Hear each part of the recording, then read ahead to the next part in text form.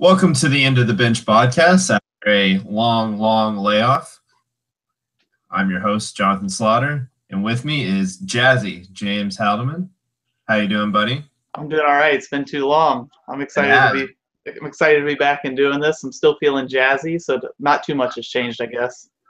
We took a hiatus, and we're having a little different format here. Usually we stick to basketball, but because I don't really want to talk about KD's shoes and stuff that is really quite irrelevant to the world, we're going to do a little gambling on this up until, I guess, basketball season starts, and we'll incorporate some more basketball as that comes along. So you ready to do this? I imagine so. I'm a basketball guy through and through, but I'll take my shot at the NFL and gambling. All right, so just as a little brief overview, we're just going to look at some trends. We're going to review last week, see what things are predictive, some takeaways, and then we'll have our picks, and then we'll have one random section that will be not football related. In this podcast, it will be NBA futures, over/under win totals that we like. Or that we find interesting. And we have a few disagreements, so I think that'll be fun. Perfect. All right, so let's get to the trends. So this is a pretty interesting week overall. The favorites went 7-7-1. They were 6-8-1, depending on when you got New York, Buffalo. Right. It high as 9.5. I think it closed at like 8. So that might have been different for you. Overs, unders, this is the big difference. The overs were 5 and 10 on the week. I think we're going to talk about that, but that's definitely one of my big takeaways from the week. And then the home team covered 8-6-1, 7-7-1, depending on when you had the Buffalo and the Jets. As I said, the unders were the big takeaway. I think a common theme that's going to be throughout this, and there was big talk of it, a couple articles that were written before the year about a quarterback crisis here in the NFL, that a lot of the, stalwart quarterbacks are about to retire or at the twilight of their careers, and the new quarterbacks have yet to really fill in and take over for them. And a lot of them are just too young, or you have Russell Wilson and Andrew Luck, who Russell Wilson's teetering on that, and then Andrew Luck is just hurt. So it's, but the big thing, I think, more than the quarterbacks itself, is the offensive lines. The offensive lines are just awful this year. I mean, you saw Cincinnati and Arizona and Indianapolis just get murdered because of their offensive lines. And then in conjunction with that, there's a ton of teams that have good to great defensive lines. You have Green Bay, Seattle, Kansas City, Oakland, Philly. These teams are just rushing the quarterback. I mean, you have 15 or 16 teams with like good to great defensive lines or front sevens, and they're really just manhandling offensive lines. Did you see anything like that whenever you were watching the games, or what was your takeaway on that? Yeah, I had the same takeaways as you. I think the quarterback plays a big one. I saw a stat on the Ringer that since 2011, which is when they instituted the you basically can't touch quarterback rules, we've had the offensive explosions in recent history. In week one, there's been no less than 48 touchdown passes thrown, and we saw 38 in week one this year, which is a distinct drop off, which obviously is going to lead to a lot less scoring, which is why I think we saw on average 4 points less per game scored than we have on average since 2011 as well. And to your point, you named a bunch of offensive lines that got crushed, and I don't even know if we discussed two of the worst there, which were the New York Giants and the Seattle Seahawks, who were just trying to piece together offensive lines. It didn't help Eli that he didn't have Odell Beckham, but the fact that they had no running game, and he had no time to throw the ball when they did do it, was just awful for them. But I'll be interested to see if it's a trend. It's looking back at the last few years, I noticed that I kind of had a thought that maybe the reason we saw so many unders hit this past week was due to the fact that NFL teams get out of the gate slow, so to speak, and maybe offenses take a little bit of time to click, and that's actually not the case. In general, it's only like a point to a half a point per game on average in week one scored compared throughout the rest of the season. So Whether this was an anomaly and we'll see a jump in scoring the rest of the year or not, we'll have to wait and see. But with, like you said, there's just so many quarterbacks that are either young or just not that good. And we're throwing out guys like Savage and Tolzien, and those guys just aren't ready for the NFL. Deshaun Kaiser did a fine job for Cleveland, but he's a rookie as well starting. And we're going to start Deshaun Watson more than likely on Thursday. Andy Dalton played terrible. I think we're in a situation where quarterback play isn't as good, and like you said, we just got defensive lines that have a ton of good to great guys all on the same teams, and I'll be interested to see how that trends throughout the rest of the season. I think we might be in for a little bit lower scoring season than usual. Yeah, and I think one thing that's really interesting is that usually whenever you're a bad team, you're like you just get killed. But the bad teams this year, like the Bears or the Browns, like they both have good front sevens. And even though their quarterbacks help them, they're really going to stay in a lot of games. And even the Jets, that even after losing Richardson, they're still going to be good up front. So it's kind of an odd. The bad teams are very interesting this year in how they are bad. Right. Yeah. I agree with that 100%. So, but I mean, and additionally, and I thought I was looking at the totals this week. Vegas has kind of adjusted. Last year, the overs just crushed at the end of the year. I mean, I think the over in the NFC Championship game was like 60 or something between the Packers and the Falcons. Right. And it was and it hit and went over. I mean, and the Super Bowl went over. I mean, there was just overs left and right. And then unders go 10-5. And then this week, there's only like 3 games that are over 47 points. Right. So it seems to be that maybe they are adjusting. And there's some really low totals this week. I think there's 3 or 4 games that are beneath 40. So the Thursday night games. Yeah. So that's going to be interesting. We'll get to that in some of our picks. I have one more thing that I forgot about that I saw. I saw in the Ringer when they had 10 stats for why Week 1 was historically bad offensively, or just in general. The games weren't competitive in general. So this was the first year since like 1979 that 3 or less games were decided by less than 6.5 points or something like that. In general, the games just weren't competitive, except for it was like the Bears and the Falcons was close, the Chargers and the Broncos was close, but only because the late surge at the end. So that was something that was pretty interesting as well, because I mean, Indianapolis just isn't going to compete until Andrew Luck comes back. They couldn't even compete with the Rams, which may be a flash in the pan, or maybe the Rams are good this year. Who knows? But I thought it was interesting, the lack of competitiveness in the games in some of the games that were won. But it was weird though, because like in the least competitive games, it felt like the overs hit. Like you had like the Rams and the Colts, and that would just went way over. But then you had games like Panthers 49ers where it's 23-3 and right. And nothing happens. So, but what do you think? What was your biggest takeaways or your biggest surprises on the week? I mean, a couple of teams overachieved, a couple of teams underachieved. Is this going to be something that you think is predictive, or is this just a good showing for that specific team or a bad showing for that specific team? I'll go ahead with my surprises. I had Kansas City noted as a surprise. I think you did. You may have as well. Their defense always gives New England problems, it seems like, when they play. So I wasn't surprised to see them get pressure on Tom Brady. Justin Houston looked like Justin Houston for the first time in a while, and that was pretty exciting to watch him get after Brady. Pretty much all night, he kind of lived in the backfield.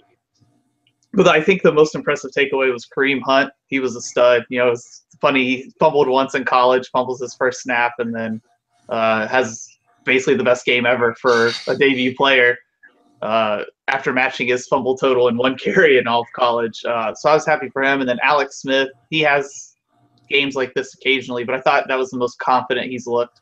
I don't know if that's going to be a trend with Alex Smith this year. It'd be kind of fun to watch him have a big year, because he's not going to hold that job over Mahomes too much longer, methinks. So they would be my first surprise. They just kind of put it to New England on all sides of the ball after New England had won a Super Bowl. I have Cleveland and Pittsburgh down as a surprise. Pittsburgh specifically, Le'Veon Bell just not being able to get anything going. I think he had 13 rush yards in the entire first half, which was pretty surprising. It looked like a guy who hadn't been in training camp and who was disputing a contract all off season. Luckily for them, Antonio Brown was Antonio Brown. He caught one pass basically over all of Cleveland when he was triple teamed. And then I thought Deshaun Kaiser looked okay. You go into the frying pan basically in week one against Pittsburgh, and you keep your team in the game. You don't make any big mistakes that kind of loses your team the game. So I thought that was pretty impressive for them. I have the Rams written down. After everybody basically wrote Goff off, I felt like prematurely as a bust last year when he was in a bad situation and thrown into a starting position in week one. He looked pretty good. Granted, it's against the Colts, who their defense is terrible. The only reason they're in games when Andrew Luck plays is because he can put up points. So we'll see if LA can keep that up, but they did look really solid, albeit against a weak one opponent. And then that was weird. That was hard to say. It was a little weird listening to myself say it. English is funny sometimes. Sometimes. And then I had Baltimore written down as a week one surprise. They were impressive. The defense looked like the Baltimore defenses we've kind of come to know. Flacco wasn't great, but their running game was good, and they were able to get a lot of pressure on Andy Dalton, which in the Bengals offensive line may just be bad but they look great on defense. Their front seven looked good, and so did their defensive back. So those are my surprises. Do you have anything similar that you want to comment on, or anything else you caught?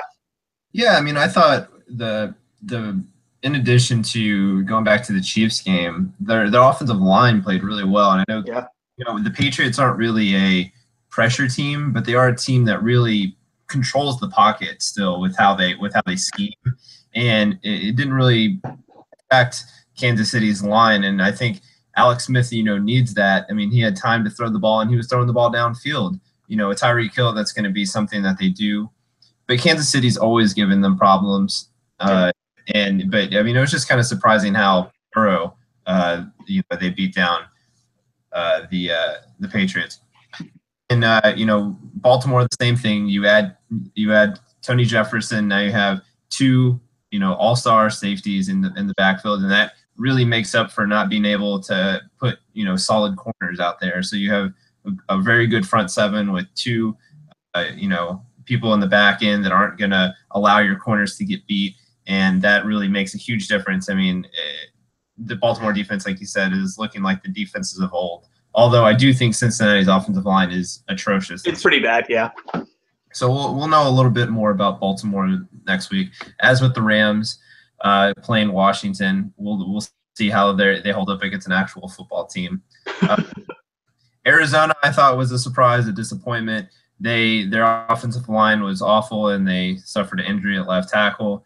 And at running back, unfortunately. Yeah, and David Johnson going down is not good. So the Cardinals might win like 5 games this year or something like that, and they were one of the biggest movers in terms of the win totals. I think it went from 7.5 to 8.5 or 7 to 8.5 or something on the over win totals before the year started, and I think a lot of sharps were on Arizona to win the game outright last week.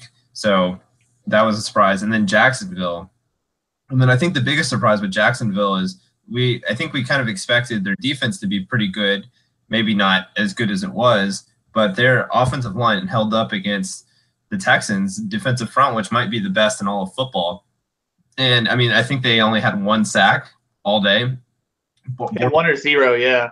1 or 0, and Bortles was not asked to throw the ball. They were able to run it effectively, and the Texans obviously knew that they were going to run the ball. And they still did it, yeah. Stop it. So, if their line is going to play like that, and I mean, if they play 80% that well for the rest of the year, they're not going to face, until they face the Texans again, they're going to face a team that has the front line that the Texans have on defense. So Jacksonville, I mean, the South is always kind of funny where you don't really know who's going to win. I mean, obviously the Colts aren't going to win this year, but I think the Jaguars, the Titans, and the Texans are all pretty comparable. And they all have certain flaws, but they also have certain very good strengths. And I think it'll be interesting. I think the Titans-Jaguars games will be particularly interesting because of how stout the Titans' running game is, and how the Jaguars' defensive line is going to hold up against them. Yeah, I have the same thoughts about the Jaguars, but I also have the same reservations I have about kind of the Rams.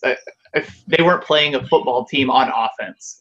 So we know their defense is good. They have a lot of good players. Fowler had a good game, obviously, but how are they going to look against an offense that can move the ball and has a real quarterback? And like you said, the Titans, Jaguars games, I think are going to be a lot of fun to watch. They feel like very similar football teams. Obviously, I think the Titans have a little more dynamic of a quarterback. I think Mariota looks pretty good even in the loss, but right. But they're very similar identities. Yes, I agree. They want to pound the football with Murray and with Fournette. Fournette was impressive. I guess we didn't talk about him as a surprise, but I guess it shouldn't have been a surprise. He's just a beast. But he looks like the man he was in college. Yeah, which is good for him because that's a question mark, right? You get to go, well, he's doing this against a bunch of kids. Is he going to look the same in the NFL? So he was great. But I think the Jaguars are going to be a lot better than we give them credit for now that we know they can give the ball to Fournette 30 times and ask Bortles to throw it 10 or 12 maybe and let their defense hopefully do a lot for them.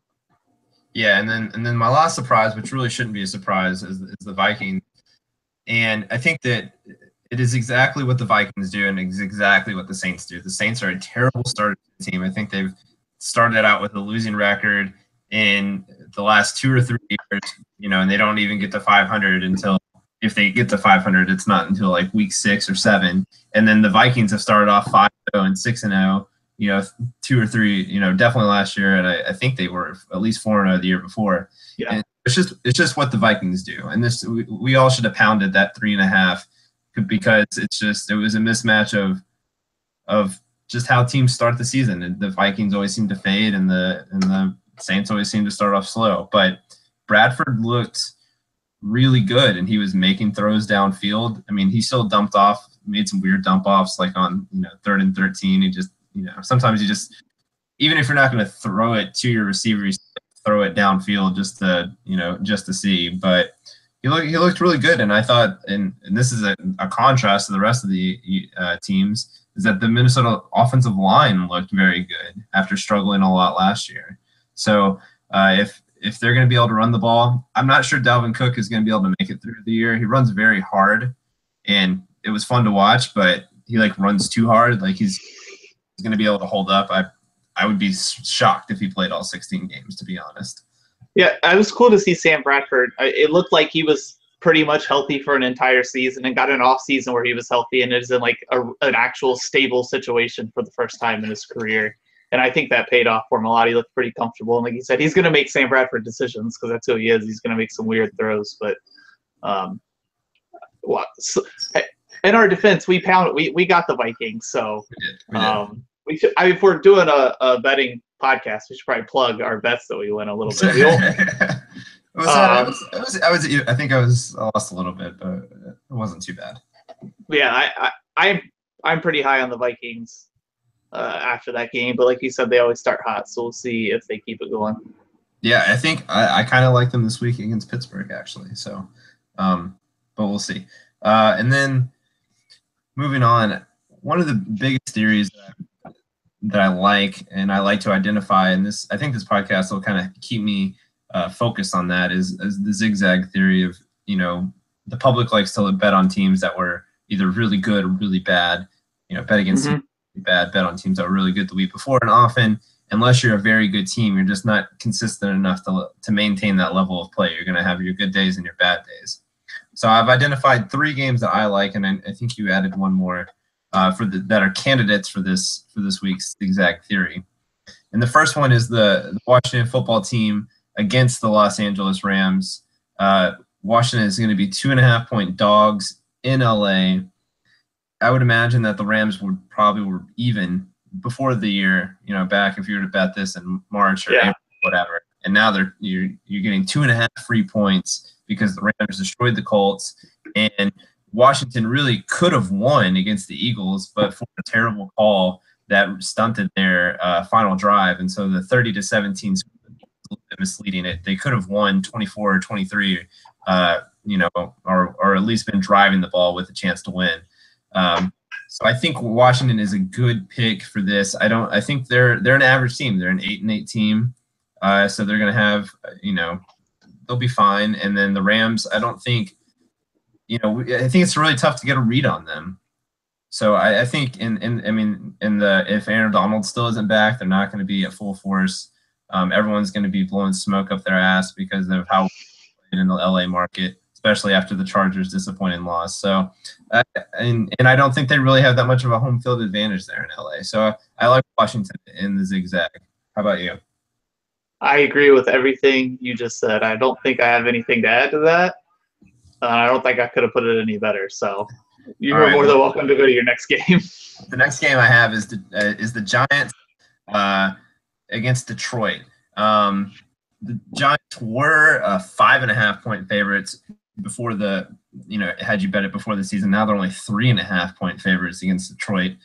Some of that is to do with Odell Beckham, but some of that to do is that they just look terrible. And again, the Giants are the same as Washington. They're an average team. They might go 7-9. They might go 8-8. Detroit has never been a good road team, despite they can't keep winning these games despite Matthew Stafford's heroics in the fourth quarter. Although I don't really consider last week's a fourth quarter because they were driving, they just when the fourth quarter started they were down. And so I like the Giants against Detroit as a possible zigzag game. I think that they will play better, especially if Odell's back. You might want to grab this line now because I think he is going to play. I feel pretty confident about that.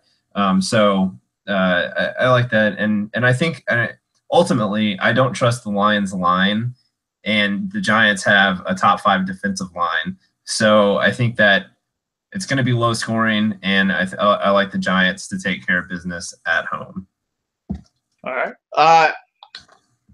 I'm pretty high on Detroit, mostly because Matt Stafford's won me a few fantasy leagues back in the day. Yeah, I do think you have it right. I think the Giants are going to play better, especially if Odell shows up. I do think it'll be low scoring as well. I think a lot of it will depend in that game on if the same Giants offensive line shows up, they're going to have a lot of trouble. I think Detroit's going to be able to put quite a bit of pressure on Eli Manning. So they're going to need Odell Beckham. And if he plays, I think that changes things a lot. And I think I like the Giants. But if they don't have Odell, then I think that game's going to be pretty tight. Fair enough. Yeah, Odell Beckham will definitely change the dynamic of that game. If he can dance with Russell Westbrook, he can play a football game, right? He probably can. And then Tennessee. I like Tennessee. They're giving a 1.5 to Jacksonville on the road. Again, this line was more like 3 points probably before the season. You're getting a 1.5. I don't think that people took the loss to Oakland. Everyone sees Oakland as a very good team, so I don't think people were disappointed in Tennessee's play, but I just didn't think they played particularly well. And then Jacksonville just dominating the way they did. I don't think they're going to be able to repeat that performance against a totally different Titans offense that's really smash mouth.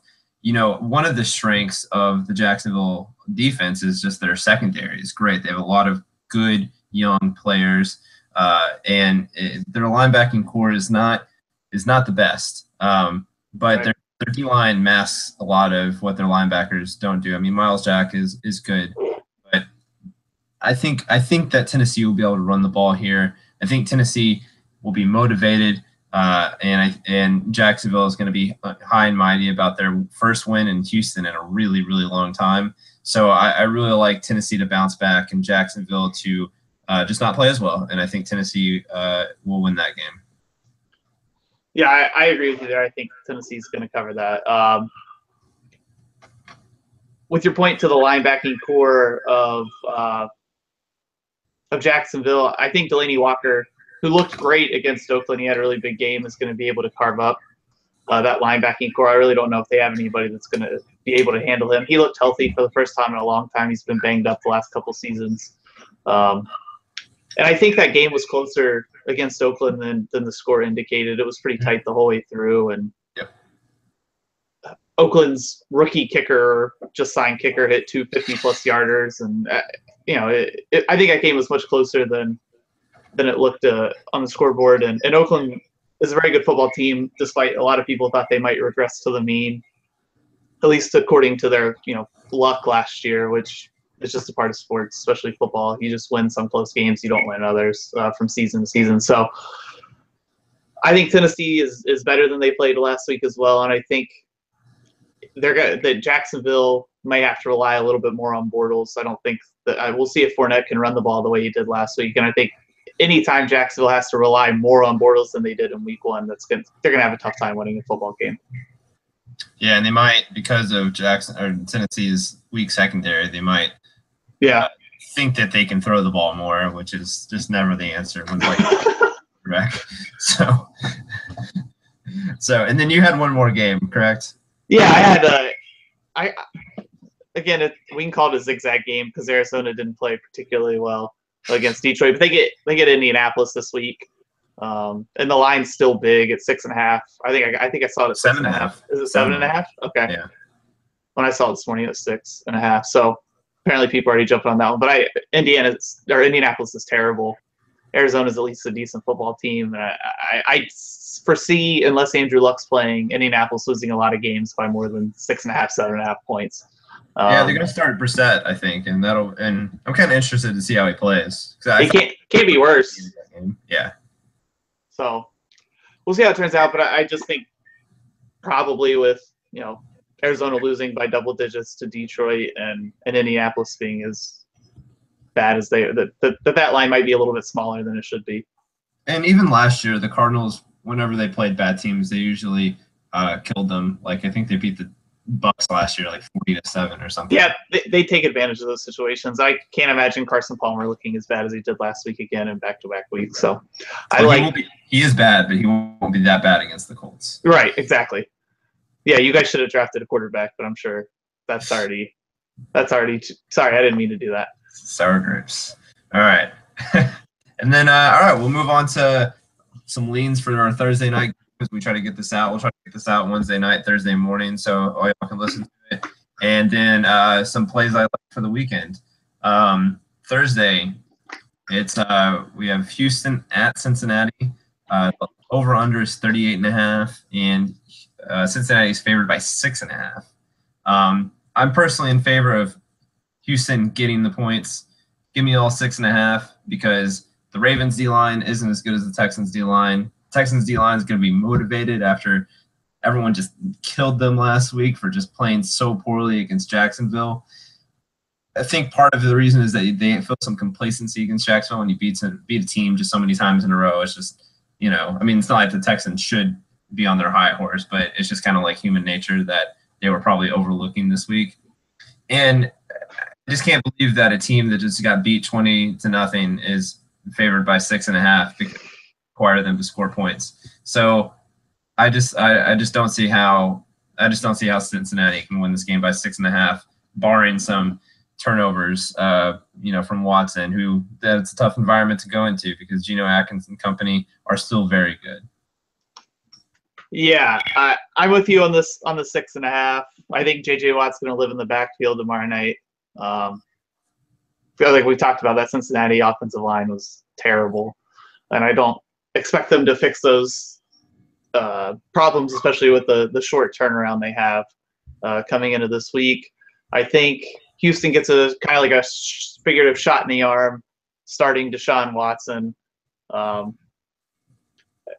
He's going to be better. It sucks they have to kind of throw him into the frying pan this early, but you got to play your best players, I guess, so to speak, and that's going to give them a better chance to win.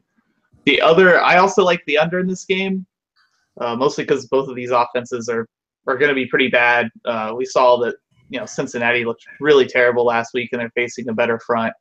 And the biggest reason they were terrible is because they let a lot of pressure get to Andy Dalton. On the other side, we got Deshaun Watson starting his first game.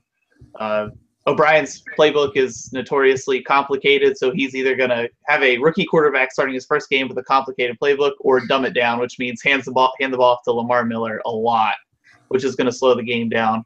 And then in the first 3 weeks of last season, Houston hit the under in all 3 games with 37, 31, and 27 total points in their 3 games. So I like the under 38 here. I know it's one of the lower totals, but I just don't see either one of these teams' offense getting going, and I see a lot of handoffs running the clock pretty fast in this game. Yeah. I tend to agree with that is going to how the game is going to play out. The under scares me in the sense that in theory, it would go under, but turnovers by both quarterbacks who, we have a rookie starting, and then we have a guy who just threw 4 interceptions, could lead the game to a lot of short fields, even touchdowns. I think I don't know. I think the Texans bet is safer, I guess, so to speak. Yeah, sure, I agree with that. So, all right. Well, moving on. Move on to our weekend plays. This would include both college and the NFL. James, what do you got? First play we already talked about. I like Tennessee -2.5 at Jacksonville. I think they're a better football team. I think there's a little bit of overreaction to Jacksonville getting the win in Houston week 1 and to Tennessee losing to Oakland.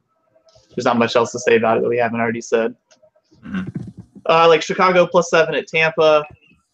I liked what I saw from Chicago last week. They kept the game close. They've got a couple of good running backs, good ground game, and I think their defense looked really solid. So 7 points is a lot for Tampa, I think, who is going to come play their first game of the year, obviously, and maybe be a little more rusty than Chicago will. I also like that game. Yeah.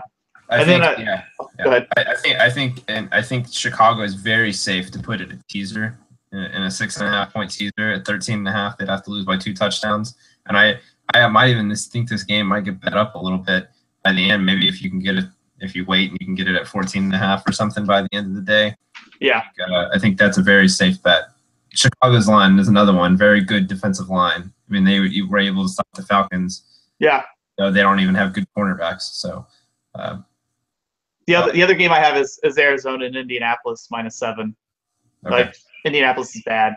They're very, very bad. They should be able to beat them by 7. And then I had, speaking of teasers, I had it written down that I would tease. You can get those 3 games and 7 points at +120. Okay. So you get 2 touchdowns with Chicago, Arizona straight up against Indianapolis, which who doesn't like that? And then Tennessee just has to keep it within 4 basically against Jacksonville, which I don't see them losing by more than a field goal. So. Okay. Yeah. That I like that. You might even be able to get to 4th in that teaser if you want to do that. Is to add the Pats. You'd be basically getting them at even or just the win. So that would be something else that would be really interesting too. So, what do you have this week? All right. So I have quite a bit. You stole my Chicago +7. Line.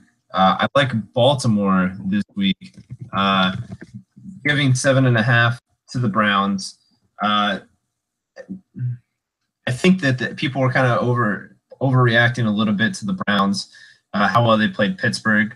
I think they were really up for that game, and I know that the fans of Cleveland really hate playing Baltimore, but I think that the players really get up for Pittsburgh, and so. Okay.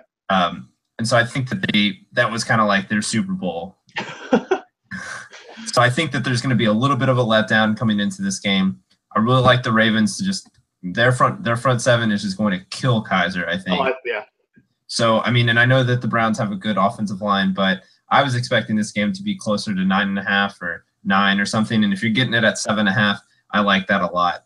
And then the other game I like, we discussed Chicago. I like New Orleans. 6.5.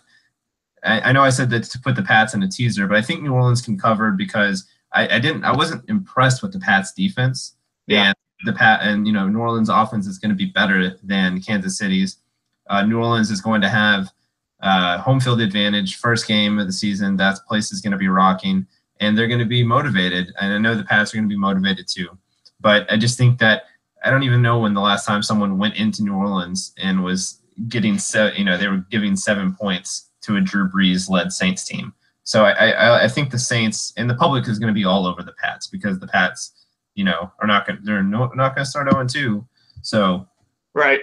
I think New Orleans is the play there. The last NFL game that I like is Kansas City and Philly under 47.5. I like Kansas City because I think that they were able to move the ball against the Patriots line, who I said is not a very good pass rushing team. They're kind of more of a just bend and don't break. But the Eagles' defensive line is another top 5 unit we were talking about earlier. Right. And Kansas City's line is also very good. I think there's going to be a lot of check downs between both Wentz and Smith in the Andy Reid Bowl. And I think I think that the ball is just there's going to be a lot of sustained drives. There's not going to be a lot of incompletions. And I think that I just think it's going to be a very methodical game because these teams are built so similarly. So I think that ultimately 47.5 is going to be too high. I also have some college plays that I like. You might like these, you might not. I don't know. I'm going to pass these to you. You hate college football. It's all you. All right. So I got Tulane plus 34.5 against Oklahoma. And this is more of a zigzag game than I disagree. There's no way Baker Mayfield beats anybody by less than 34.5. Baker Mayfield's going to plant the flag of you. They're not even going to play the game. He's just going to go to midfield. He's going to plant the flag, and they're going to give him a 40-point win. It's the easiest bet of the weekend. So Tulane's actually not terrible. Their second-year coach is made a lot of strides with them. They beat Grambling, who's a pretty good 1AA team, for 43-14, and then they lost at Navy only by 2 points.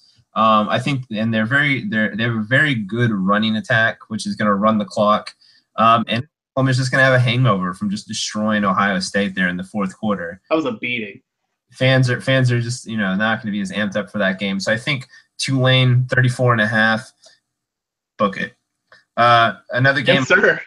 Another game I like is Wyoming. Same kind of thing here. Wyoming 13.5-point dogs at home to Oregon. I actually wanted to go to this game this year, but I was unable to make that happen. This is going to be the biggest game in Laramie, and who knows how long. And they have Josh Allen at quarterback, who's potentially the number 1 pick. Oregon's defense isn't particularly good. It's going to be in altitude, and I know Autzen probably, it's not like sea level or anything, but playing in Wyoming's a lot different. And I just think that crowd is going to be crazy for a 30,000 person stadium. It's just going to be nuts. So I really like Wyoming getting 13.5 at home there. And I just don't think Oregon's super great. You saw how let Nebraska come back in that game. Yep. And then my last game is Virginia Tech minus 22.5 against East Carolina. This is more of a play against East Carolina than for Virginia Tech. I'm kind of iffy on the Hokies this year, although they have played very well in both their games. But East Carolina had lost to 1AA James Madison 34-14 at home, and then got destroyed 56-20 at West Virginia. And I think that was it, even 56-13, and a late touchdown made it closer. But Virginia Tech is just as good as West Virginia, in my opinion. Maybe not. Maybe, yeah. I think they're just as good as. I think they're pretty even teams, yeah. And I don't really care about this being in East Carolina. East Carolina's just not good. They lost to James Madison by 20 at home. Why can't Virginia Tech go and beat them by 22? That's crazy. So I like Virginia Tech minus 22 at East Carolina. Book it. I'll book that one. That one actually. I didn't realize it was only 22.5. That line's low. It is low. Like East Carolina gets like 7 points for being a home team. Like, what the hell? It's crazy. Yeah, it's weird. All right, and then as I said earlier in the podcast, because we are basketball guys, and hell, we might even do some hockey at some point. I don't know. Who knows? Oilers have the second best odds to win the Stanley Cup, which is outrageous considering they've barely won a playoff series. But wait, let's talk a little bit of baseball. Okay. I have one. We are now a gambling podcast for the foreseeable future. So my one piece of baseball advice right now is that just bet on the Cleveland Indians to win for the rest of your life, and you'll be fine because they're never going to lose another baseball game. Could you imagine them just blindly parlaying this 21? I'll just the next 21 Indians games. It's fine. You would have been a genius. I would not have doubted you. So I have. I'll just go over some since we're talking about baseball. Might as well give a couple. So I have, but I'm on my win totals for the year. Okay. And I had 2 units on Tampa Bay over 78.5. Yeah. And that one's going to be close. And then I have what is the other one that's going to be close? No, I think that's the only one that's going to be close. The rest, I crushed it. I have Minnesota over 74.5. That's already cashed. Texas under 85.5. That might be close because they're like at 500, I think. That'll be close. But they'd have to go 86 and 78. That doesn't. They're gonna have to win a lot to finish. They'd have to finish 10 games over 500. Yes. And that's not going to happen. The Astros over 90. If they could hurry their ass up and get there because they've just been stalling. Great. Pissed me off. I had 2 units on that. 2 units on the Cubs under 96.5. That's nice. Done. Yeah. And 2 units on the Phillies under 73, and they're at that was cash. They're like 52 wins. So it's and then I have a full unit on the Astros to win the World Series, which was looking great, but now I'm not so sure. But anyway, so I just anything is possible. My win totals this year. I'm very happy about that. If it wasn't the case that Cleveland Indians were just going to win every baseball game for the rest of the season, I'd totally go with your Astros pick. But I don't see them losing again. It's the Astros way. We just whenever it's our year, it's not our year. All right, let's go to some basketball now. Let's start with what you said. We had some that were similar, so let's start there so we can get a little bit of discussion going instead of just rattling off some over/under. So, what's your first one that you had that we disagreed on? I don't know if we disagreed on it. Oh, okay. No, we had one that we disagreed on, and then one I'm not sure if we agree or disagree on. But the one that we definitely disagree on is I have New Orleans under 40.5. Okay, so I have them over 39.5. That's what I saw in Bovada. Okay. I would go under 39.5 too. I think you're crazy. This is a playoff team. Why? The West is so stacked. They're going to be fighting. They'll be like in that 7 to 10 range. Who are your playoff teams in the West? Off the top of my head, it would be Golden State, Houston, San Antonio, Oklahoma City, Denver.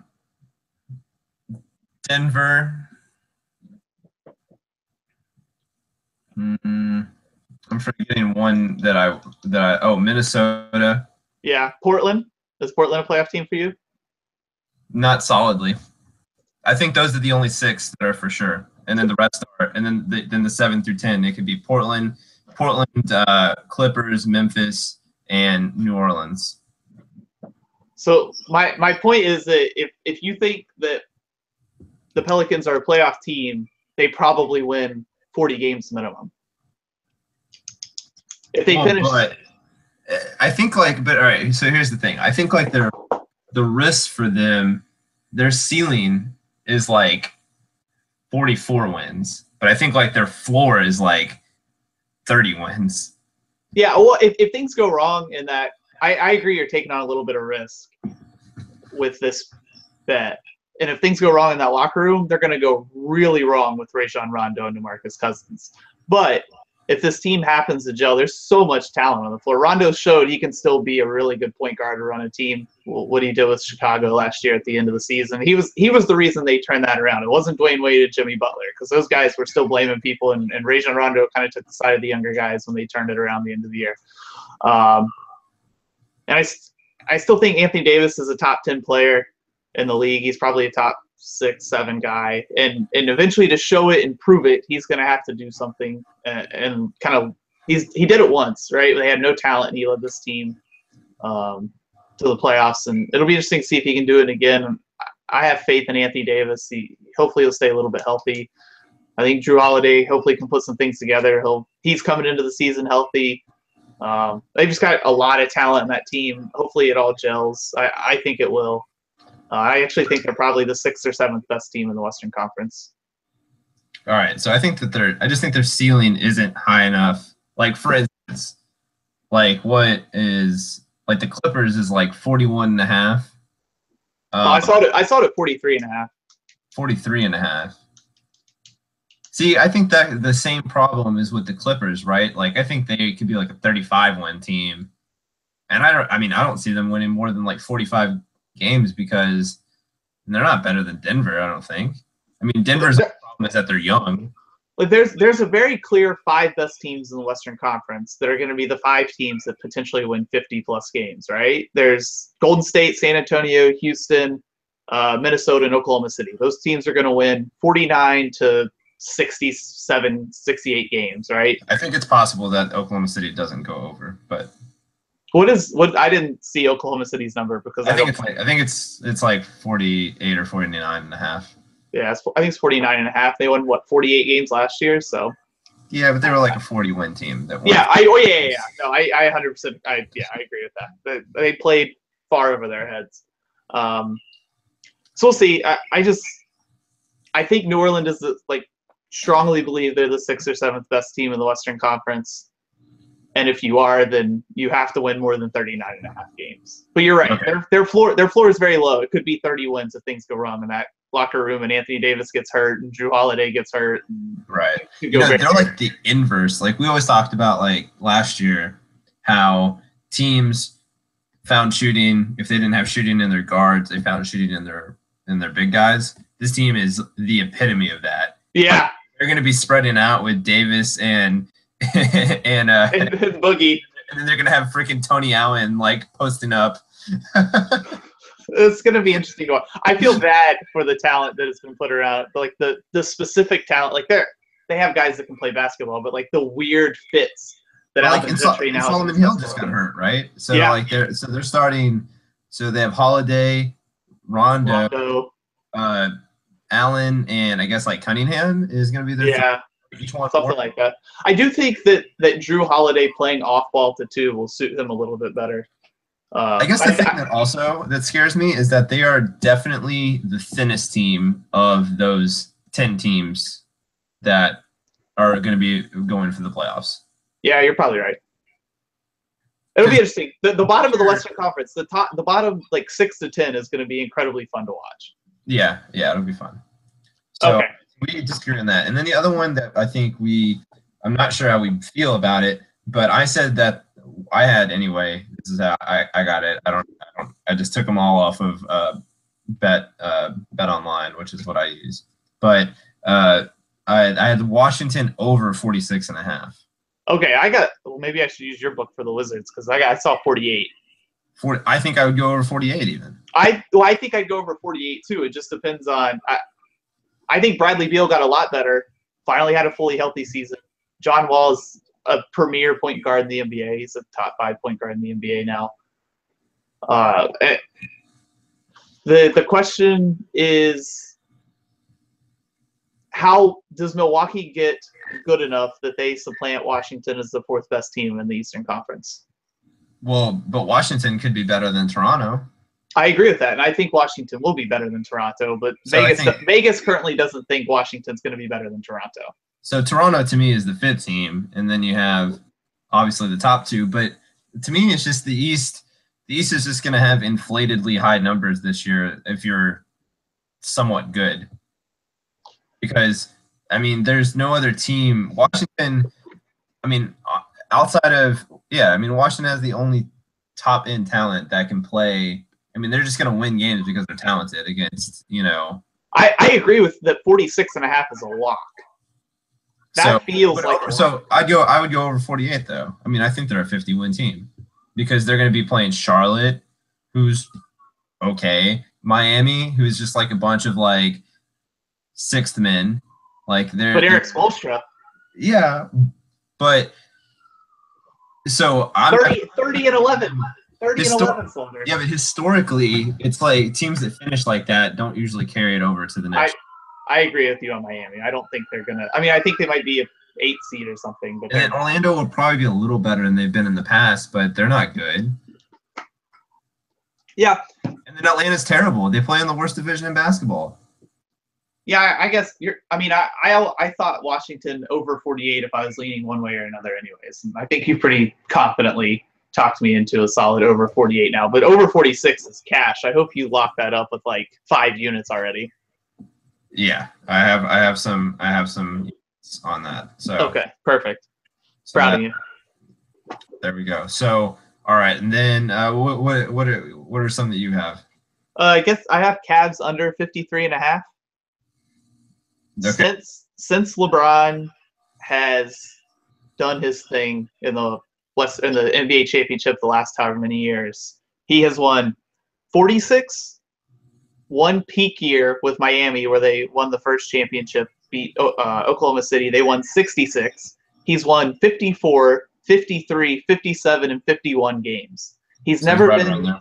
He's right around that number every year. I think with the trade, Cleveland may have gotten a little worse, especially if Isaiah Thomas isn't healthy for the whole year. I think LeBron's kind of at the point of his career where he just doesn't care about the regular season. They know if they're the 2 seed or the 3 seed, it doesn't matter. They get home court advantage for the first round. They play Toronto or Washington in the second round, and it's kind of all hunky dory from there. It doesn't matter to him until he gets to the Eastern Conference playoffs because it's just pretty easy through there. So I see Cleveland.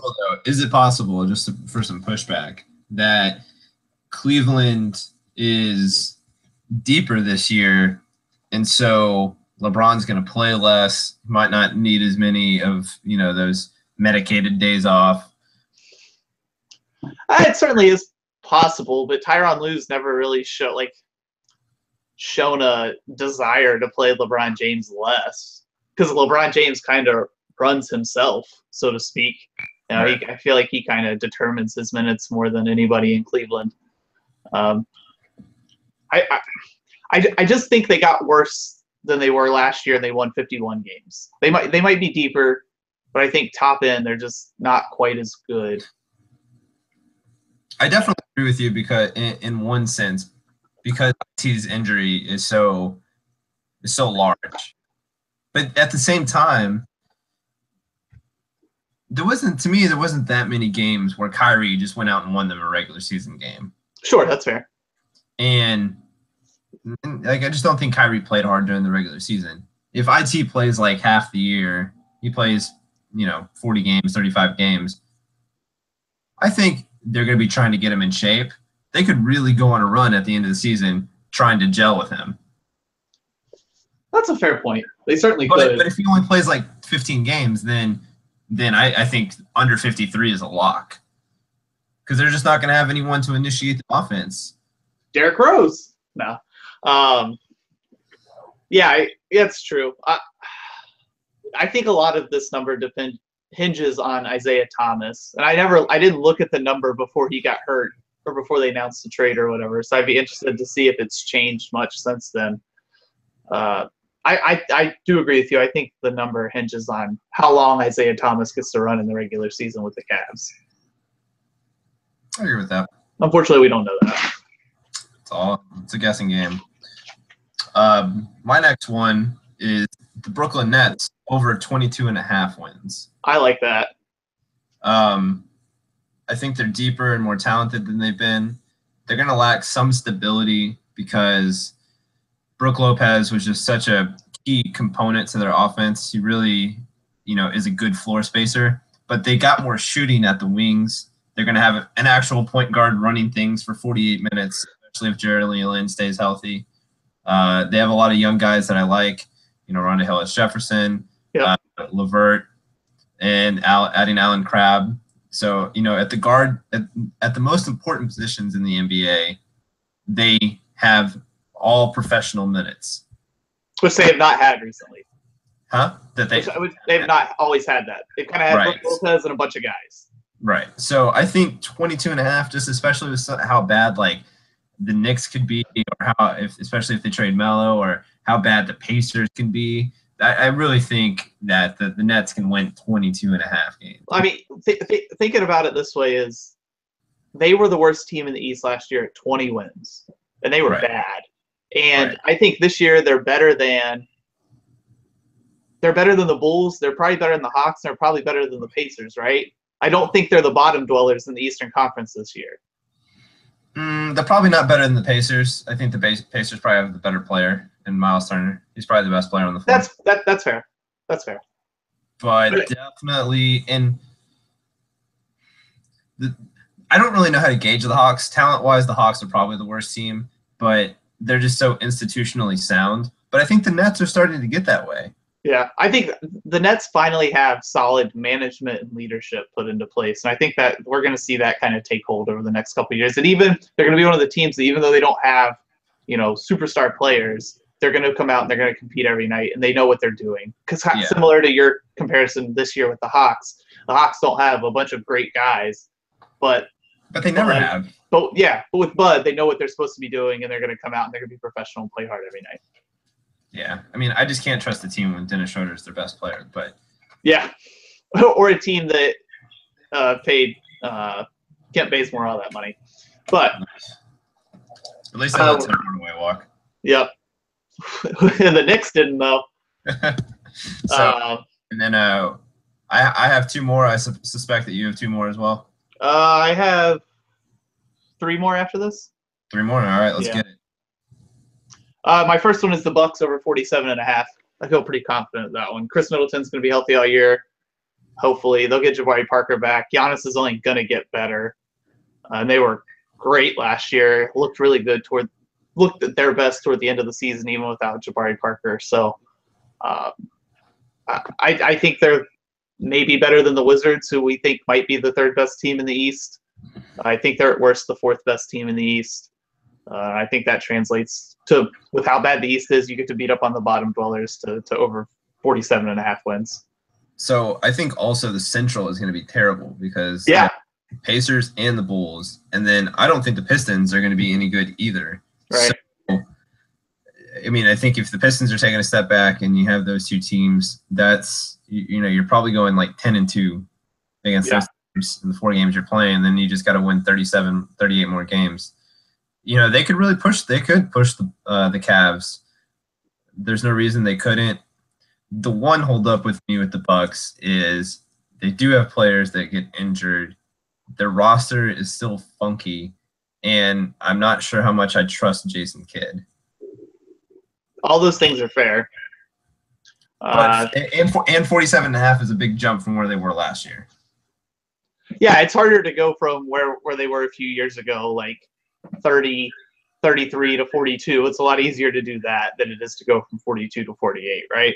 Right. Kidd is who's stuff in their favor though. I mean, Giannis is still young, only getting better. I think Malcolm Brogdon is going to improve a lot this season. He was really solid for them last year. Having Chris Middleton from the start, I think, is going to be helpful, even if they don't have Jabari Parker. It'll be interesting if they get healthy and they can go on a big run. Giannis is, to me, a top 10 guy this year probably, and is going to be a legitimate MVP candidate. And if he's a legitimate MVP candidate that I think he's going to be, then they've got a decent shot at 48. My last thing about the Bucks is it's like the Hornets. Whenever you think they're going to do good, they do shitty. Whenever you think they're going to do shitty, they do good, and it's so aggravating. That's fair. So I never place money on the Hornets. I never place money on the Bucks. Oh, all right. You heard it here first. You heard it here first. All right, my next one, an over, so I'll do an under. I have the Sacramento Kings under 30.5. Yeah, I thought about this one for a little bit. So the one negative to this is their division, because they have both the Suns and the Lakers, and they're both going to be terrible. But the conference is so good. And, I thought they did play okay at the end of the year, and they're going to be more well-run with Fox and Hill running the show. But I think some of that was kind of luck, so to speak. They just, they're going to play hard, but they're going to be fun, but they're not going to be good. Right, and they don't have talent on the wings, and that's like the most important place to have talent. And they don't have it. They went like 13-28 in their last 41 games last year, or something like that, and they were worse after the Boogie trades. I just don't see them getting enough better or enough more fun that it matters that they're going to win 31 games this year. I thought about that one for a little bit when I saw the number. I was like, well, they got some good pieces, but I just don't think it's enough in that conference, regardless of getting to play the Lakers 4 times. The Lakers are probably better than they are, to be honest with you. I think Brandon Ingram's going to be good this year. But they could split. They could go. Sure, yeah, absolutely. It could be 2 wins, but presumably the Warriors are 4 losses, and the Western Conference is just so deep that it's going to be tough for them to get to 30. Yeah, I mean, their best wing player is Vince Carter. Oh, it's true. That's crazy, actually. And he's like twice the age of almost everyone on the team. He's some of those guys. He's their dad, basically. Yeah. I never thought about that that way. They got a lot of young, fun guys at the point and at center and power forward, but he's their best wing. That's scary. Yeah. All right, I guess all I've got left are overs, and I've got 2 of them. I've got the Timberwolves over 48.5. I think they're one of the 5 best teams in the Western Conference. Last year, to be the 5 best team, one of the 5 best teams in the Western Conference, you had to win 51 games. There's just a plethora of talent on that team now, and I think Thibodeau's a very, very good basketball coach and can get the most out of those guys. I think Jimmy Butler might end up being an MVP candidate. We'll talk about this a little bit on a future podcast. Little plug. He's probably the best. He's probably the best value of any MVP bet out there right now. I think Jimmy Butler is going to be a stud this year. Hopefully, Wiggins takes a jump. With more talent around him, so to speak, he's not going to have to take some of the bad mid-range shots he did last year, being kind of the guy. I think Karl Anthony Towns is one of the 3 or 4 best big men in the NBA. There's just a lot going well for them there. At least this offseason, it feels like. We'll have to wait to see how they gel and what Thibodeau can do with them, but I just feel like that team's going to be very, very good. So I like your theory a lot, and I'm about to give you a crazy statistic once I find it. Oh, my goodness. We're using the Google machine during podcast. I love it. I know. It's not even a Google machine. It's like me just scrolling back through life. All right, so I've gone back to 2007 and 2008. And wow. And there hasn't been a team that's won less than 51 games as the 5th seed in the West. That's a gem. We are dropping knowledge on people on the end of the bench podcast. And in fact, the crazy thing is that 51 was like by far and away the lowest. The next lowest, there was like 153 year, and then every other year it was like 55 or 56. To be a top 5 seed in the West. Yeah.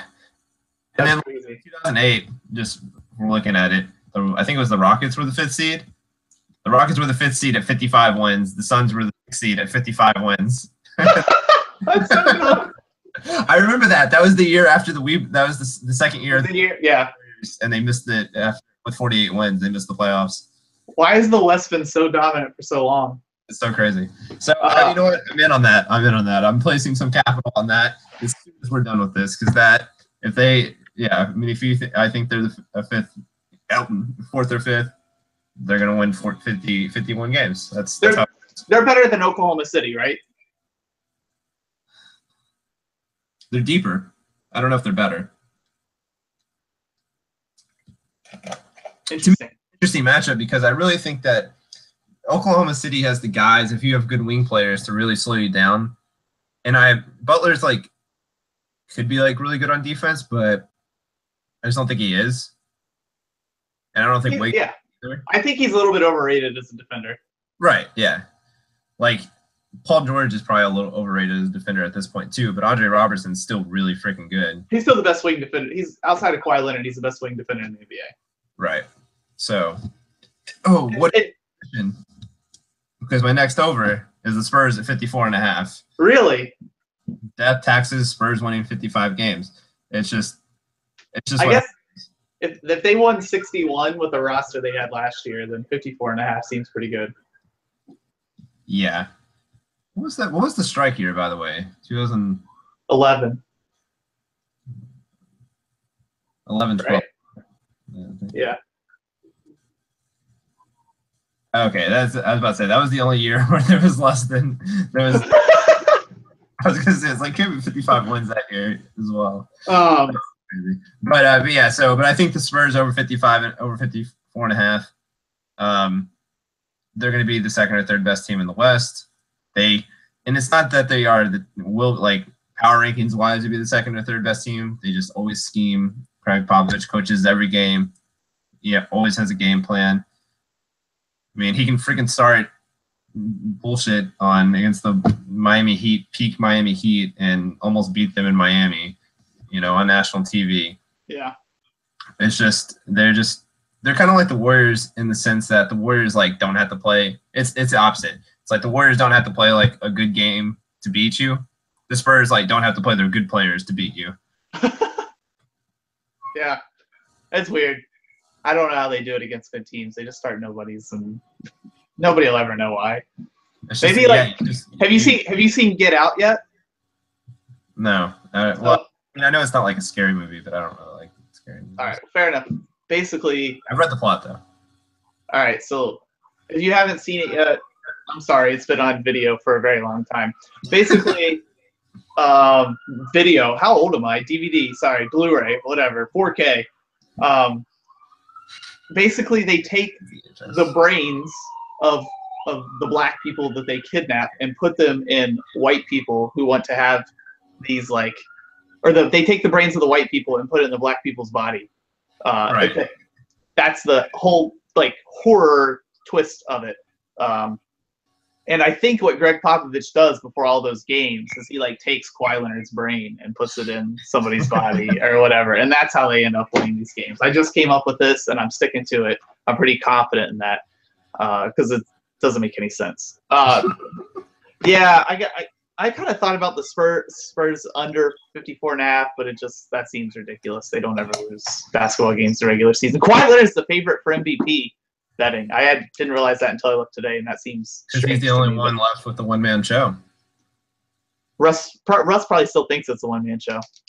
I'm excited for Russ to just think he's going to continue shooting well in crunch time and just I don't know, shoot 20% this year. Oh, it's gonna be great. I can't wait. Anyways, this is not a hate on Russ podcast as much as we could probably do a whole hour on it. My last bet, and it's probably my craziest one, but I feel pretty good about it because I think they're a playoff team this year. I have Philadelphia 76ers over 41.5 wins. The process. We're done trusting the process. We're believing in it now. But that's like a 15-game difference. That's crazy. Everybody in the East is bad. The 76ers are not as bad anymore. And to be a playoff team in the East, you have to win 42 games now. That's not true. 41. 41 was the worst last year. Yeah, last year. But you go back didn't the Hawks make it whenever they won 34 games or something and then they took the Celtics to 7. I think that team only won 36 games or something. It was Zaza was still there. Yeah, that was a long time ago, but it was still that was 2007. That was your Western. Well, I guess it fits for the Western Conference, the rule from 2007. So, by the way, this is kind of crazy. I'm just because it was still on my screen. I was about to look up these things. In 2011 and 12, the Bobcats won freaking 7 games. That's insane. Well, what year did the Nets win 6? Devin Harris was on the team, and they're starting point guard, so it can't have been much before or after that. Right. In 2014 and 15, the Nets made the playoffs with 38 wins. Jesus Christ. Yeah, so it's not that long ago. And then in 2013 and 14, the Hawks made it with 38 wins. Really? Okay. Well, in 2011-12, never mind. That was the Iggy Sixers. They were 35 and 31. That was a good team. Yeah, I was about to say that was also the lockout, the shortened season. So I don't know. It's not for sure that they have to win 41 games. That's all I'm saying. That's fair. Look, they made a bunch of really smart moves this year for this offseason. And if Ben Simmons is as good as people think he is, and Embiid can play more than 22 basketball games, they had the plus-minus differential of a 43-win team when he was on the floor last year. But can he stay healthy? I don't know. Fair risk. But I'm willing to bet that he can. Clearly. All right. Pony up. I don't know if I'm actually going to pony up. I'm actually going to pony up on that one. I want to see this. It's a fun one to bet anyway. Yeah, I mean that's not worth that's not worth 100 or anything. That's not a $100 bet or whatever. But that's a fun I want the Sixers to do well. Let's put $20 on the Sixers to win a bunch of basketball games sort of bet. Yeah, I agree with that. All right, I'm glad I got you on board. So all right. So that's some futures we like. Hopefully, I think I'm feeling pretty good. I feel less good about college football this weekend, but I'm feeling pretty good about the NFL this weekend.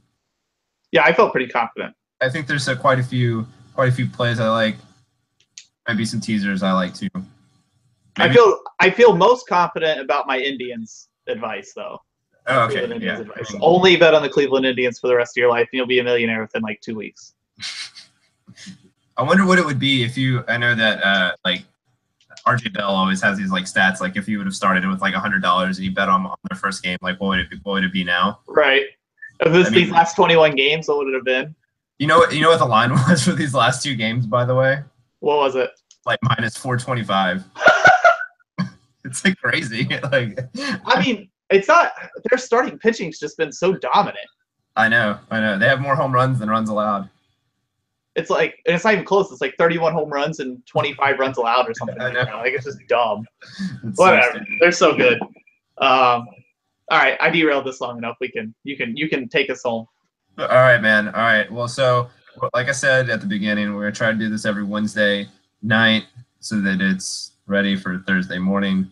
And then we'll review some of our bets and we'll do the same thing next week. Awesome. Sounds good, man. All right. Later.